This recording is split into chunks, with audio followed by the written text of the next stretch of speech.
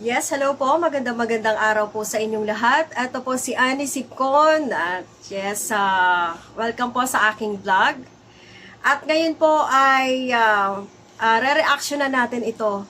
Itong pahayag ng dalawa nating ginagalang. At una nga po dyan, syempre ang ating VP Sara. Na nagtataka po tayo, nung time na binabanggit niya ang tungkol sa mga teachers, ay bakit hindi man lang ito kinall out, hindi ito kinontent ng mga DDS vlogger. So, bakit nga ba? Pero ako, nung pinapanood ko po ito, nako, inulit-ulit ko pa talaga bago ko ito ma-reactionan. Ang hirap-hirap po talagang intindihin ni VP Sara. So, panoorin nga natin, pakinggan nga natin, ha? Nagtuturo doon ay hindi marunong magturo. At sure na nagtuturo doon ay hindi marunong magturo. Oh. At pero Ang nagtuturo raw yun. Yan po ang kanyang pangunahing salita. So, ang nagtuturo raw doon ay hindi marunong magturo. So, ang kanyang kino-call out dito or ang kanyang binabanggit dito ay isang teacher. So, imposible naman po na hindi marunong magturo ang isang teacher. Eh, yan po yung kanilang profession. Yung po yung kanilang course. Yun ang pinag-aralan nila. Paano po masasabi ng VP nyo na hindi marunong magturo? May nagtuturo po doon at hindi ito marunong magturo. Anong klaseng salita yan? May nagtuturo pero hindi marunong magturo. Wow, ang galing. Okay, patuloy. pero ang iba dyan pumasok ng 8 hours walang nagawang trabaho. Kasi anuhin ba natin yung classroom kung yung bata na nakaupo doon ay hindi natututo.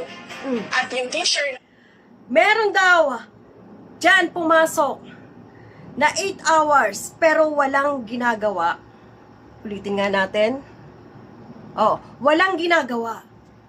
At ano daw ang gagawin na ang estudyante ay hindi natututo? Paano nga ba ito mangyayari? Pagka pumasok ang isang halimbawa, hindi ko rin alam kung sino kasi wala siyang sinasabi. Na halimbawa, pumasok ang isang estudyante ng 8 hours at hindi natututo.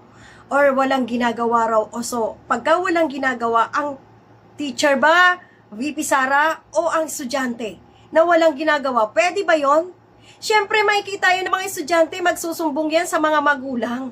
Kung walang ginagawa sila or yung teacher na walang ginagawa, magsusumbong yan sa mga magulang. At syempre, ang mga magulang na merong concern sa kanilang mga anak na hindi nga natututo dahil ang teacher ay walang ginagawa. Biruin yung 8 hours, walang ginagawa sa classroom. Hindi po pwede yun. Kaya etong BP na to ay may masabi lang. So, hindi natin alam kung ano ang ibig sabihin ng BP na to.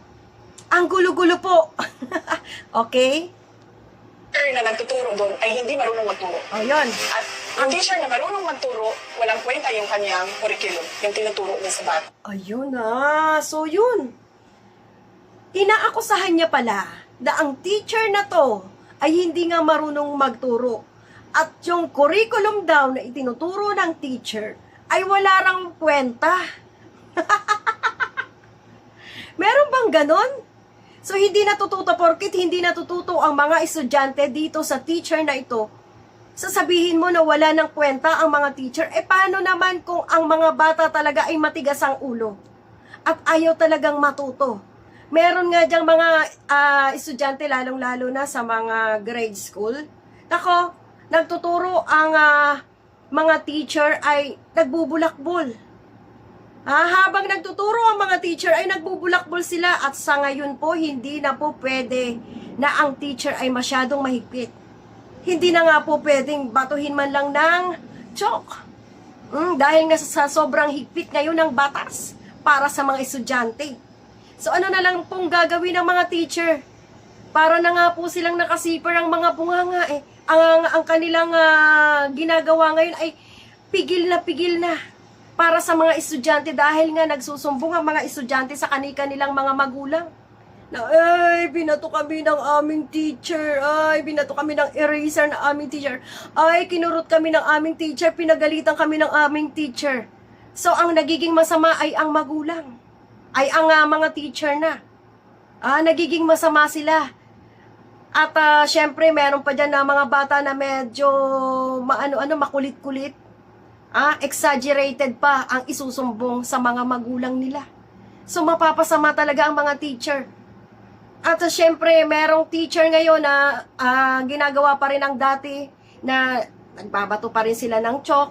Pero, nakikita nyo naman at naisusumbong sila. Wala na po sigurong ganun eh. Okay, so, sige nga. Ano pa nga?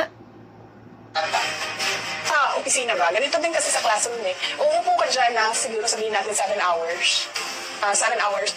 Hindi na natin titingnan o bibilangin kung ano ba yung ilang hours ba yung meron kang natutunan dyan at ilang hours yung wala kang natutunan. Ganyan din sa trabaho, di ba? Papasok ka ng 8 hours. Hindi naman tinitingnan eh kung ano ang na-accomplish mo dun sa 8 hours. Merong iba dyan, tapos na yung trabaho nila in 2 hours eh. Merong iba dyan, pumasok ng 8 hours, walang nagawang trabaho. Dapat na ang mga Yun ang ibig sabihin ni VP Sara at iniugnay nga niya yung sa trabaho nga raw. Meron din daw dyan na pumapasok na 8 hours pero walang na-accomplish na trabaho. Ganon din daw sa pag-aaral, wala raw natutunan. Depende na lang yun sa tao. Kung ayaw niya matuto, di walang magagawa. Alangan namang bugbugin niya ng teacher para matuto. Talagang sa magulang po yan, lalong-lalo na sa pagbabasa, lalong-lalo na pagka mga grade 1 student ka, na kailangan mong matutong magbasa. Hindi po yan talaga kaya ng teacher. Ang nagtuturo po talaga magbasa sa isang estudyante ay ang magulang. Nag-ano na lang yung teacher parang secondary na lang talaga yung teacher Ngayon, kung marunong na siya magbasa, doon na niya i-enhance ang kanyang sarili or pipilitin yung kanyang sarili na matuto. Dito sa teacher na ito, makikinig siyang maigi. Ang gagawin niya lang sa mga estudyante makikinig siyang maigi. Malamang sa malamang, tinuturo rin yung mga values dyan, yung mga attitudes, yung mga manners, kung paano igalang yung mga tao, kahit sinong tao, igagalang. Natural po, itinuturo yan sa school. Kaya, imposible po na hindi po matututo ang ating mga estudyante or ang ating mga anak. Pera na lang po. Kung ang meron talagang mga guro na talipandas din kagaya ng sasabihin nito ni Auntie Claire, at eto po ang issue ngayon na pagko-call out ni Auntie Claire or pag-comments, re-reaction ni Auntie Claire dito sa isang guro, at hindi niya naman ito nilalahat. Pero anong ini-issue ng mga DDS? Nilalahat. Ang pagkakaintindi nila, lahat na ng guro, kaya nagsipaglabasan ang mga guro kuno sa ACT teacher. Alam naman natin ang ACT teacher ay yaan ang tawag dito, party list ng mga estudyante na makakaliwa. Alam natin yon. ACT teachers po yan. Ngayaan po ay mga makakaliwa. Alright? Mga kabataan po ang kanilang hinuhubog. Or alam nyo na kung anong ginagawa sa kabataan, lalong-lalo na sa mga college na kabataan. Alright? So, pakinggan natin si Auntie Claire. Kabataan natin ay naggagabayan. Hindi lamang ng kanilang mga magulang, kung hindi sa kanila mismo paaralan. Minsan na po natin nakita, mismo ang ibang mga guro. Ibang mga guro ay lumalabag sa ganitong klase ng moralidad. Malinaw pala dyan na sinabi ni Auntie Claire na ibang mga guro, hindi kayo nilalahat. Meron talagang mga ibang guro na talagang taliwas ang kanilang isip. Panatiko rin, nakikisaw-saw din. Sabihin na natin, may mga guro talagang DDS. May mga guro talagang panatiko rin sa mga politika at talagang bulok din or baluktot din ang pag-iisip at dinadala nga niya ito sa kanyang pagtuturo. Katulad po ito po ipapakita ko ang binabanggit nito ni Auntie Claire. Teka, Tapusin na nga mo lang natin si Auntie Claire. Sila minsan ay tuturo sa kanilang mga estudyante kung paano maging walang modo. Lalo-lalo na sa mga nakakatanda o sa mga ibang tao. Itong video, nagawa na isang guro. Hindi na ko namin babanggitin kung sino po ito at kung anong paano. Dito po, mismo estudyante niya, ang tinuruan niya ng mga salitang mapang-insulto. At ako rin po ang nakipag-ugnayan mismo kay Secretary Sani Angara upang ito ay ma-call out, malaman kung ang video na ito ay verified, kung totoo. At umamin po ang gulo na totoo niyang ginawa. At siya po ay nagbigay ng paumanhin. At sa ngayon po, ang kasong ito, meron pong kaso ng administrative case laban sa nasabing guro. Muli, bilang respeto, hindi na po natin babanggitin ang pangalan. Okay? So, yan ha. Ito yung sinasabi ni Auntie Claire na merong guro na nagtuturo ng kabulastugan sa mga estudyante. Ito yung kino-call out niya. Na meron siyang parang ang tawag dito, pagtuturo sa isang classroom, meron siyang part doon, natatawag siya ng mga student at ang topic niya rito ay describe the president. Biruin nyo yan, ginamit ang president sa katarantaduan nitong gurong. Ay, nako naman talaga, bakit ganon? Ito yung pinaka-sensitive part ng pag-aaral ng mga bata. At gagawin mo ito, buti na lang, nanghingi pala ito ng dispensa or nanghingi ng apology. Alright? Sabi ni Auntie Claire yan ha. So, ito yon, describe the president. Ayan. So, isusulat ng mga estudyante. Isusulat ng mga estudyante kung ano ang i-describe mo sa president, pero mga hindi po kaiga-igaya or hindi maganda yung mga salitang isinulat ng mga estudyante. At alam natin, scripted na ito, na bago ito isulat ng mga estudyante, ay ibinulong na ito or meron na silang kopyahan, scripted nga, na eto ang isulat mo ha. At naka-video pa po ito for his reels on Facebook. Video po, isang content na ginawa ng guro. O, eto po, describe the president. Sino na? Ako, sir. Sige. Very good. Bakit? Ibig sabihin ng bakit, yung pananamit. Ang unang isinulat ay bagay. Bagay. Pananamit daw. So, ang pananamit, describe the president, pananamit, bagay. Ano yun? Parang gay? Ang president, parang gay? So, yun ang unang sinulat ng estudyante ha. Babae yung nagsulat. O, eto pangalawa.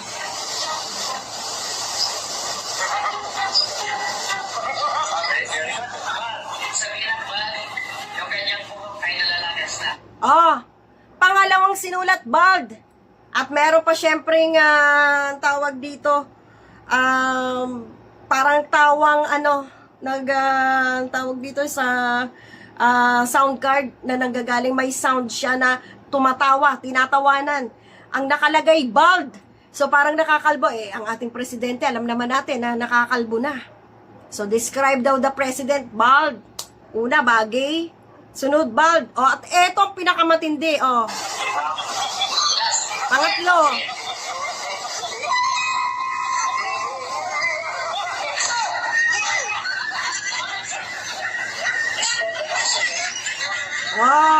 So, yun ang pangatlo. Matindi. Ang word ng pangatlo ay bangag. Biruin nyo yan. Ang liliit pa nilang bata. Yan liliit na bata, Paano niya malalaman ng mga bata? Dahil sa mga to, sa mga matatanda, lalong-lalo na guro ka. Tama ba yun? Kaya yung mga bata ngayon talagang naaapektuhan talaga or naiimpluwensyahan ng mga DDS na mga teachers. Kaya sasabihin nyo, hindi nakaka-impluwensya ang mga Duterte? Sino lang ba ang pwedeng magganito? Diba, DDS? Pera na lang kung dilawan. Ngayon, ang mga dilawan talagang hindi na rin matiis. Bakit hindi na nila matiis? 4 years na eh. Ewan natin kung ano to, ha? Hindi natin alam kung dilawan or pinklawan or DDS. Okay? Sabi rito, gigil na gigil ang mga DD-list na teacher. Gigil na gigil ang mga DD-list na teacher eh. Pero dito, tuwang-tuwa mga yan. Masakit ba ma-real talk na yung ibang teacher pa nagtuturo na maging bastos ang mga estudyante? Yan ang sinabi ni Auntie Claire, ni Attorney Claire, sa ibang guro. Hindi lahat ng guro. So, matutuwa ka nga ba rito? Kita nyo yung mukha ng teacher? Balang araw, pagka hindi ito, marami tayong teacher or maraming schools ang naggaganito. So, hindi na natin nakikita kung ano yung mga itinuturo nila na pa-extreme ng pa-extreme ito. Balang araw ay hindi na lang ganito ang ituturo nito. At yan na, nagkakaroon na ng hatred or nagkakaroon na ng ibang ugali yung mga bata. Na ang akala nila ay tama ito. So, yaan ang inaano natin. Yaan ang concern natin dito. Na yung ibang teachers na pwedeng mapagkakatiwalaan ng ating mga anak ay ganyan pa yung ginagawa. Diba? So, ikayo, anong masasabi nyo dito na, di ba, nakakalungkot? Sana, attention po sa mga teachers, huwag naman pong ganito. Dahil kayo po ay iginagalang. Kayo po ay nag-aral, professionals po kayo. Bakit po ganito ang ginagawa nyo sa mga murang edad, murang kaisipan ng mga kabataan? Susunod po yan sa inyo kasi ang tatandaan nyo na mga bulbuli na kayo. Mga ubani ng mga bulbol nyo. Alright? So yun lang po guys. Maraming salamat sa nanood. Thank you.